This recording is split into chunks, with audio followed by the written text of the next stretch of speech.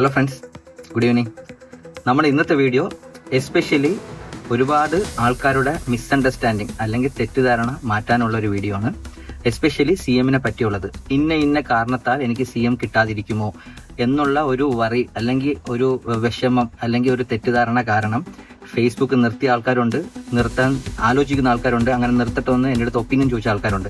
So ഒരുപാട് പേര് അങ്ങനെ ചോദിക്കുന്നതുകൊണ്ടാണ് ഞാൻ തിങ്ക് ചെയ്തത് ഒരു വീഡിയോ ചെയ്ത് അവർക്ക് കാര്യങ്ങളൊന്ന് മനസ്സിലാക്കി കൊടുക്കാം. ഇത് കുറച്ച് ആൾക്കാരുടെ മാത്രമല്ല ഡൗട്ട്, ഒരുപാട് പേർക്ക് ഈ ഡൗട്ട് ഉണ്ട്. ഈ ഡൗട്ട് കാരണം പല കാര്യങ്ങളും അവർ ചെയ്യുന്നുണ്ട്. സോ വീഡിയോ കണ്ട് ക്ലിയർ ആയിട്ട് മനസ്സിലാക്കുക. ഈ പറയുന്ന തെറ്റിദ്ധാരണ നിങ്ങൾക്ക് ഉണ്ടെങ്കിൽ അത് മാറ്റുക. സി എമ്മും ഇതുമായിട്ട് കണക്ഷൻ ഇല്ല എന്ന് മനസ്സിലാക്കാൻ ശ്രമിക്കുക. സോ വീഡിയോ കംപ്ലീറ്റ്ലി കാണാൻ ശ്രമിക്കുക.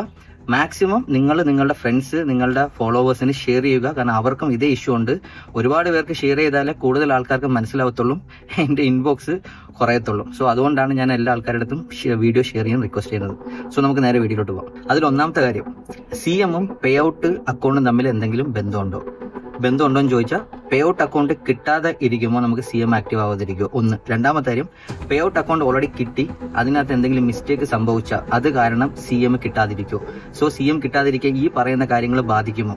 അതിനുള്ള ഉത്തരം ഒന്നേ ഉള്ളൂ, ഒരു തരത്തിലും ബാധിക്കത്തില്ല. പേ ഔട്ട് അക്കൗണ്ട് എന്ന് പറയുന്നതും സി എം എന്ന് പറയുന്നത് അല്ലെങ്കിൽ കോണ്ടന്റ് മോണിറ്റൈസേഷൻ എന്ന് പറയുന്നത് രണ്ട് കാര്യങ്ങളാണ്. സി എം എന്ന് പറയുന്നത് നമുക്ക് മോണിറ്റൈസേഷൻ ചെയ്യാനുള്ള ഒരു ടൂൾ മാത്രമാണ്, ഫേസ്ബുക്കിൽ നിന്ന് പൈസ കിട്ടാനുള്ള ഒരു മാർഗം. പേ ഔട്ട് അക്കൗണ്ട് എന്ന് പറയുന്നത് ഈ കിട്ടുന്ന പൈസ നമ്മളുടെ അക്കൗണ്ടിലോട്ട് ട്രാൻസാക്ഷൻ ചെയ്തെടുക്കും അല്ലെങ്കിൽ ട്രാൻസ്ഫർ ചെയ്തെടുക്കാനുള്ള ഒരു മെത്തേഡ് മാത്രമാണ്.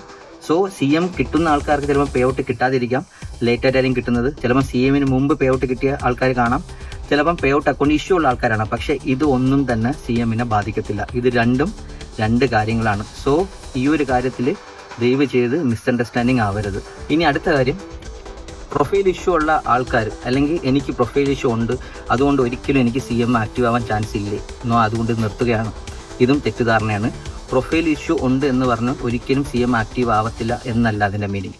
പ്രൊഫൈൽ ഇഷ്യൂ ബേസ് ചെയ്തിരിക്കും എന്ന് വെച്ചാലും നിങ്ങൾക്ക് ഒരിക്കലും സി എം കിട്ടത്തില്ല എന്നല്ല എൻ്റെ അർത്ഥം. ഇപ്പം ചെറിയ പ്രൊഫൈൽ ഇഷ്യൂ ഉള്ള ഒരുപാട് പേർക്ക് സി എം ആക്റ്റീവ് ആയിട്ടുണ്ട്. മേജർ പ്രൊഫൈൽ ഇഷ്യൂ എസ്പെഷ്യലി നിങ്ങൾ പോളിസി വയലേഷൻ ചെയ്ത് റെഡ് അലേർട്ട് അല്ലെങ്കിൽ റെഡ് മാർക്ക് വരുന്ന അക്കൗണ്ടാണ് സാധാരണ മോണിറ്റൈസേഷൻ കിട്ടാതിരിക്കുക. അതിൻ്റെ അർത്ഥം നിങ്ങൾക്ക് ഒരിക്കലും കിട്ടത്തില്ല എന്നല്ല. നിങ്ങൾ നല്ല രീതിയിൽ ട്രൈ ചെയ്യുകയാണെങ്കിൽ നിങ്ങൾക്ക് സി എം കിട്ടാൻ ചാൻസ് ഉണ്ട്, ഈ പറയുന്ന റെഡ് ഫ്ലാഗ് മാറ്റുകയാണെങ്കിൽ. അല്ലാതെ യെല്ലോ കളറാണ് നിങ്ങൾക്ക് ചെറിയ പ്രൊഫൈൽ ഇഷ്യൂസ് ഉണ്ടെങ്കിൽ കിട്ടാനുള്ള ചാൻസ് ഉണ്ട്. ഉറപ്പായിട്ടും സി എം കിട്ടിയ ആൾക്കാരും ഉണ്ട്. അതുകൊണ്ട് ഒരിക്കലും ഒരു മിസ്അണ്ടർസ്റ്റാൻഡിങ് വരാൻ പാടില്ല. ഇങ്ങനത്തെ ഒരു ഇഷ്യൂ ഉണ്ടെങ്കിൽ എനിക്ക് സി എം കിട്ടത്തില്ല. കിട്ടിയ ആൾക്കാർ ദയവേത് കമന്റ് ഇടുക. കിട്ടാത്ത ആൾക്കാർ നിങ്ങൾക്ക് നിങ്ങളുടെ ഒപ്പീനിയൻ എന്താണെന്ന് വെച്ചാൽ നിങ്ങൾക്ക് കമന്റിലിടാം. അടുത്തൊരു മിസ്അണ്ടർസ്റ്റാൻഡിംഗ് എന്ന് വെച്ചാൽ, ഇത് ഒരുപാട് പേർക്കുള്ളതാണ്. എനിക്ക് ഫോളോവേഴ്സ് കുറവാണ്, വ്യൂസ് കുറവാണ്,